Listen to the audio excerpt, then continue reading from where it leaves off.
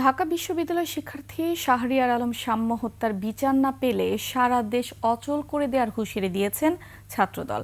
তাৎক্ষণিকভাবে যাদের গ্রেফতার করা হয়েছে তারা সাম্যের প্রকৃত খুনি কিনা এই বিষয়ে সরকার আশ্বস্ত করতে পারেনি বলেও অভিযোগ ছাত্রদলের। বিস্তারিত আকবর হোসেন সুমনের রিপোর্টে। ওয়ালটন আবারও মিলিয়নিয়ার অফারে ওয়ালটন ফ্রিজ কিনে আপনিও হয়ে যেতে পারেন মিলিয়নিয়ার। মুষলধারে বৃষ্টি উপেক্ষা করেই রাজধানীর প্রাণকেন্দ্র শাহবাগে সাম্য হত্যার বিচার দাবিতে ছাত্রদলের অবস্থান কর্মসূচি। ব্যস্ততম এলাকায় অবরোধে যান চলাচল বন্ধে সৃষ্টি হয় তীব্র যানজট।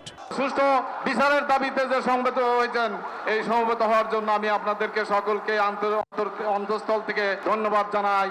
সমাবেশে সাম্য হত্যাকাণ্ডের পর সাধারণ শিক্ষার্থী পরিচয়ে গুপ্ত সংগঠনের ভূমিকার সমালোচনা করেন ছাত্রদল সাধারণ সম্পাদক।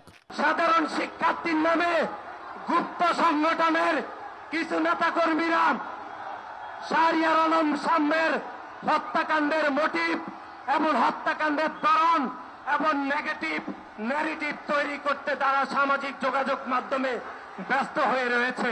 দ্রুততম সময়ের মধ্যে এই হত্যাকাণ্ডের বিচার না হলে কঠোর কর্মসূচির ঘোষণা দেন ছাত্রদল সভাপতি। অতি দ্রুততম সময়ে সাম্যের প্রকৃত খুনিদের খুঁজে বের করুন, নিরাপদ ক্যাম্পাস বিনির্মাণ করুন, সুষ্ঠু তদন্ত এবং সাম্যের পরিবারের প্রতি সহানুভূতি সহ আপনি স্বাভাবিক আচরণ করুন।